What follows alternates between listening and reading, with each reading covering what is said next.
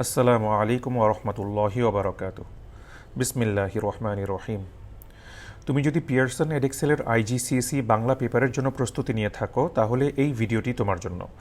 আগামী কয়েক মিনিটে আমি দেখাবো এই পরীক্ষার গঠন কেমন, আসলে নাম্বার আসে কোথা থেকে, আর আমি কিভাবে তোমাকে সেই গ্রেড অর্জনে সাহায্য করতে পারি। So let's get started. To speak honest, প্রতি বছর সত্যিকারের ভালো স্টুডেন্টও নম্বর হারায়, আর এর কারণ সবসময় এটা না যে তারা বাংলা জানে না। এর পেছনে সাধারণত তিনটা কারণ থাকে। প্রথমত গ্রামার গ্যাপ, অর্থাৎ ব্যাকরণের দুর্বলতা। এক্সাম প্রেশারের কারণে কমপ্লেক্স স্ট্রাকচার্স যেমন কন্ডিশনাল সেন্টেন্সেস বা সঠিক টেন্স এগুলো অনেক সময় ঠিকঠাকভাবে লেখা হয় না, এমনকি যারা নিয়ম জানে তাদের ক্ষেত্রেও এমন হয়। দ্বিতীয়ত থিমের সাথে ভোক্যাবুলারি ম্যাচ না করা। স্টুডেন্ট মাঝে মাঝে এমন শব্দ ব্যবহার করে যেটা গ্রামাটিক্যালি ঠিক, কিন্তু প্রশ্নে আসলে যা জানতে চেয়েছে তা থেকে তার উত্তরটা একটু সরে যায়। আর তৃতীয়ত, বিশেষ করে রাইটিং সেকশনে শিক্ষার্থীরা অনেক সময় প্রশ্নের প্রতিটা বুলেট পয়েন্ট না টাচ করেই উত্তর দিয়ে দেয়, আর শুধু এই কারণেই নম্বরগুলো কমে যায়। যদিও ভাষা তার অনেক উন্নত, তারপরেও এই বিষয়টা হয়। তো এই তিনটা জিনিসই আমাদের গুরুত্বের সাথে ঠিক করতে হবে। এবার পরীক্ষার লেআউটটা দেখি। এটা একটাই পেপার, পেপার 1, রিডিং, রাইটিং ও ট্রান্সলেশন, মোট 100 নম্বরের, আর সময় থাকবে 2.5 ঘন্টা। এই একটা পেপারের ভেতরে 3টা সেকশন আছে, আর ডিকশনারি ব্যবহারের কোনো অনুমতিই নাই। এর মানে হচ্ছে তোমার ফ্লুয়েন্সি দরকার, সেটা পরীক্ষার হলে ঢোকার আগেই তৈরি থাকতে হবে। আর ঠিক এটাই হচ্ছে আমাদের বাকি প্ল্যানের মূল বিষয়। এবার এটা সেকশন অনুযায়ী ভাগ করে দেখি, কারণ এখানেই তোমাকে ডিসিশন নিতে হবে যে কোন সেকশনে আসলে কী পরিমাণ সময় দেওয়া উচিত। সেকশন এ হলো রিডিং, 40 নম্বরের। এটা অ্যাসেসমেন্ট অবজেক্টিভ 1 টেস্ট করে, অর্থাৎ তুমি যা পড়েছো তা বুঝে লিখিতভাবে উত্তর দিতে পারো কি না। সেকশন বি হলো রাইটিং, এখানেও 40 নম্বর আছে। এটা অ্যাসেসমেন্ট অবজেক্টিভ 2, অর্থাৎ সঠিক ভোক্যাবুলারি ও গ্রামার দিয়ে নির্ভুলভাবে তুমি লিখতে পারছো কিনা। আর সেকশন সি হলো ট্রান্সলেশন, 20 নম্বরের। এখানে অ্যাসেসমেন্ট অবজেক্টিভ 3, ইংরেজি থেকে বাংলায় অনুবাদ করার বিষয়। রিডিং আর রাইটিং কিন্তু এখানে সমান মার্কস, অর্থাৎ সবচেয়ে বেশি মার্কস ক্যারি করে, তাই এখানে আমাদের সবচেয়ে বেশি সময় দিতে হবে। এখানে একটা গুরুত্বপূর্ণ বিষয় রয়ে গেছে। এই পেপারের প্রতিটা প্রশ্ন, রিডিং, রাইটিং বা ট্রান্সলেশন, এই 5টা থিমের একটা থেকে আসে। দেশ ও বিদেশ, শিক্ষা ও কর্মসংস্থান, ব্যক্তিগত জীবন ও সম্পর্ক, আমাদের চারপাশের বিশ্ব এবং সামাজিক কার্যক্রম, ফিটনেস ও স্বাস্থ্য। এই পরীক্ষায় কিছুই এলোমেলো না। তুমি যদি এই 5টা থিম গভীরভাবে জানো, vocabulary, grammar, kind of situation যেগুলো আসতে পারে, তাহলে তুমি পুরো পেপারের জন্যই প্রস্তুত, শুধু একটা প্রশ্নের জন্য কিন্তু না। এবার আসি এমন একটা জায়গায় যেখানে অনেক শিক্ষার্থী না বুঝেই নাম্বার হারায়, অর্থাৎ গ্রামার সেকশন। পিয়ারসন এডেক্সেলের একটা অফিসিয়াল গ্রামার লিস্ট আছে, অ্যাপেন্ডিক্স 5, আর সেখানকার 6টা স্ট্রাকচার কনসিস্টেন্টলি একটা ভালো আনসার আর একটা টপ গ্রেডেড আনসার, এই দুটোর মাঝে একটা ডিফারেন্স তৈরি করে দেয়। ফার্স্ট ওয়ান হচ্ছে হাইপোথেটিক্যাল কন্ডিশনস, যেমন তবে বা তাহলে এই শব্দের ব্যবহার, ইংরেজিতে বললে হয় ইফ দেন এর ব্যবহারের মতো। নাম্বার 2 হচ্ছে কনসেশন ক্লজেস, যদিও, তবু, এই জাতীয় কথা, ইংরেজিতে বলা হয় অলদো, এমন টাইপ।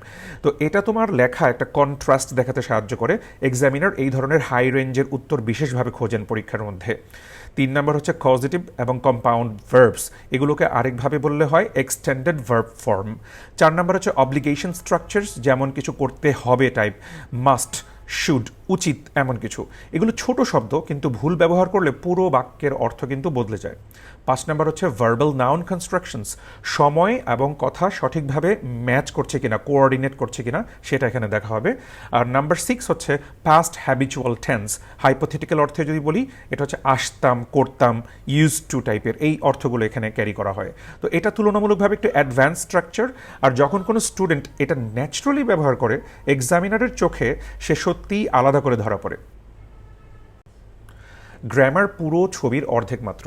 সঠিক থিমে সঠিক শব্দও কিন্তু দরকার। অ্যাপেন্ডিক্স 6 হলো পিয়ারসন এডেক্সেলের অফিসিয়াল ভোক্যাবুলারি লিস্ট, আর এটাকে এলোমেলোভাবে মুখস্থ করার বদলে আমরা এটাকে সরাসরি ওই 5টা থিমের সাথে যুক্ত করি, যা তুমি এইমাত্র দেখলে। ভোক্যাবুলারি যখন একটা থিমের সাথে যুক্ত থাকে, বিচ্ছিন্নভাবে মুখস্থ না করা হয়, তখন সেটা এক্সামে মাথা থেকে ন্যাচারালি বের হয়ে আসে। এবার আসি সেকশন এ, মানে রিডিং সেকশনে, যেখানে তোমাকে 40 মার্ক দেওয়া হবে। 4টা প্রশ্ন থাকবে, এখানে 3টা স্ট্র্যাটেজি খুব কাজে লাগবে। প্রথমটা হচ্ছে কোয়েশ্চেন 1-এর জন্য, এখানে একটা প্যাসেজ থাকছে, আর হচ্ছে কিছু শূন্যস্থান পূরণ করতে একটা ওয়ার্ড লিস্ট দেওয়া হয়। অনেকেই ভুল করে সরাসরি অর্থ মিলিয়ে লেখার চেষ্টা করে, কিন্তু স্মার্ট টেকনিক হলো আগে ফিল ইন দ্য ব্ল্যাঙ্কগুলো দেখো, গ্রামাটিক্যালি কী ধরনের শব্দ বসবে সেগুলোকে ডিসাইড করো, যেমন নাউন বসবে নাকি ভার্ব বসবে নাকি অ্যাডজেক্টিভ বসবে নাকি তে যুক্ত কোনো শব্দ বসবে। এতে অনেক ভুল অপশন প্রথমেই বাদ পড়ে যাবে, তারপর অর্থ মিলিয়ে সঠিকটা বের করা সহজ হবে। দ্বিতীয়টা কোয়েশ্চেন 2 এর জন্য, যেখানে একাধিক ব্যক্তির মতামত পড়ে একটা গ্রিডে টিক দিতে হয়। এখানে সবচেয়ে বড় একটা ট্র্যাপ হলো একটা সেন্টেন্সের সাথে একজনের বেশি মানুষের কথা মিলে যেতে পারে, আবার কারো কথা নাও মিলতে পারে। তাই প্রথমে যার কথার সাথে মিলে গেল ওখানেই টিক দিয়ে থেমে গেলে চলবে না, প্রত্যেকটা সেন্টেন্স সবার লেখার সাথে আলাদা আলাদা করে মিলিয়ে দেখতে হবে। তৃতীয়টা হচ্ছে একটা গুরুত্বপূর্ণ অংশ, যেখানে কোয়েশ্চেন 3 এবং কোয়েশ্চেন 4A এগুলো হচ্ছে ফ্যাক্ট বেসড কোয়েশ্চেন। টেক্সট থেকে হুবহু লেখা তুলে দেওয়া, তোমার আর বিশেষ কিছু লেখার প্রয়োজন নাই, কিছু এক্সপ্লেইন করার প্রয়োজন নাই। টেক্সট থেকে সঠিক অর্থটা বা সঠিক উত্তরটা খুঁজে বের করে তুমি স্পেসে লিখে দিবে। এরপর থাকছে কোয়েশ্চেন 4B। এখানে একটু বিষয়টা ভিন্ন, দুজন ক্যারেক্টার নিজেদের মতো করে যুক্তি দিয়ে কথা বলবে, তোমাকে সেই যুক্তিগুলো পড়তে হবে, বুঝতে হবে নিজের ভাষায়, তারপরে সংক্ষেপে উত্তরটা লিখতে হবে। ওখান থেকে হুবহু কথা তুলে দিলে কিন্তু চলবে না, বুঝে নিজের মতো করে লিখতে হবে। আর মার্কের হিসাবটাও আলাদা রাখতে হবে। কোয়েশ্চেন 3 এবং কোয়েশ্চেন 4A-তে যেই রকম মার্কস দেওয়া আছে তোমাকে ততটুকুই লিখতে হবে, হ্যাঁ, এর বেশি কিছু লেখার প্রয়োজন নাই। কিন্তু কোয়েশ্চেন 4B-তে প্রতিটা বুলেট মার্কের জন্য 1 মার্ক করে বরাদ্দ থাকলেও ওই 1 মার্ক পেতে অনেক সময় তোমাকে একটা ইনফরমেশনের সাথে এর রিজন বা এর আউটকাম বা ইফেক্টও জুড়ে দিতে হবে। শুধু এক টুকরো কথা লিখতে কিন্তু পুরো মার্কস আসবে না। তাই সবসময় প্রথমে বোঝো প্রশ্নটা তোমার কাছে সরাসরি ইনফরমেশন চাইছে নাকি তোমার মতামত বুঝে নিজের ভাষায় লিখতে বলছে। তারপরে পাশের মার্ক দেখে ঠিক করো যে তোমাকে ঠিক কতটুকু লিখতে হবে। এই 3টা জিনিস মাথায় রেখে নিয়মিত প্র্যাকটিস করলে সেকশন A-তে ভালো স্কোর করা কঠিন কিছু না। সেকশন B রাইটিং সেকশন, যেখানে 40 নম্বর বরাদ্দ আছে, আর এখানে হচ্ছে অ্যাসেসমেন্ট অবজেক্টিভ 2 কাজ করে থাকে। এখানে 2টা টাস্ক আছে। টাস্ক 1-এ হচ্ছে 4টা ছোট প্রম্পট দেওয়া থাকবে, তোমাকে পাস্ট, প্রেজেন্ট এবং ফিউচার এই 3টা টেন্সেই এটাকে লিখতে হবে। তাই টেন্স কন্ট্রোল কোনো অপশনাল বিষয় না, এটা সরাসরি প্রশ্নের মধ্যেই একটা বানানো ইস্যু। তোমার ফিউচার টেন্স যদি মাঝপথে গিয়ে প্রেজেন্ট টেন্সে পরিণত হয় তাহলে ভোক্যাবুলারি যতই ভালো হোক মার্কস চলে যাবে। টাস্ক 2 হলো লম্বা রচনা। এখানে নিউজ পেপারে পাবলিশিংয়ের জন্য একটা এসে আসে, তারপর হচ্ছে ইমেইল লিখতে দেয়, ব্লগ লিখতে দেয়। এই 3টে অপশন থেকে তোমাকে একটা বেছে নিতে হয়। আর এখানে বিষয়টা হলো স্ট্রাকচার। রিচ ভোক্যাবুলারি স্টকের কোনোই মূল্য নাই যদি একটা বিশাল প্যারাগ্রাফ লেখো এবং প্যারাগ্রাফটা স্ট্রাকচার না হয়। তাই তোমাকে পরিষ্কার একটা প্ল্যান্ড একটা প্যারাগ্রাফ স্ট্রাকচার তৈরি করতে হবে, তারপর এর ভেতরে তোমাকে ওয়ার্ড স্টককে যুক্ত করতে হবে। আর 2টা টাস্ক জুড়েই এখানে যে প্রশ্নের প্রতিটা পয়েন্ট আছে এই পয়েন্ট অবশ্যই কভার করতে হবে। এক্সামিনার একটা তালিকার সাথে এগুলো মিলিয়ে দেখেন, একটা পয়েন্ট যদি বাদ পড়ে যায় বাকি লেখা যতই সুন্দর হোক না কেন এই নম্বরটা আর পাওয়া যাবে না। ফাইনালি হচ্ছে সেকশন C, এটা হচ্ছে ট্রান্সলেশন সেকশন 20 মার্কসের, যেখানে অ্যাসেসমেন্ট অবজেক্টিভ 3 তোমাকে যাচাই করা হয়। একটা ইংরেজি লেখা বুঝে সেটা নির্ভুলভাবে বাংলায় অনুবাদ করতে হবে। তো ফার্স্ট একটা প্রিন্সিপাল আছে, এটা মনে রাখার বিষয়, যে তোমাকে শব্দে নয় অর্থে অনুবাদ করতে হবে। অর্থাৎ শব্দে শব্দে যে লিটারাল আক্ষরিক যে অনুবাদটা এইটা না, বরঞ্চ এটা বাংলায় অস্বাভাবিক শোনায় এভাবে, তাই প্রায় আসল অর্থটা হারিয়ে যায়। তা আমরা এমন স্বাভাবিক বাংলার দিকে লক্ষ্য রাখবো যা মূল ইংরেজির অর্থটাকে পুরোপুরি ক্যারি করে। তো দ্বিতীয় যে ব্যাপারগুলো এখানে হচ্ছে, যেই লেখাটাই লিখছি আমি অনুবাদ, এটা গ্রামাটিক্যালি অ্যাকিউরেট থাকতে হবে।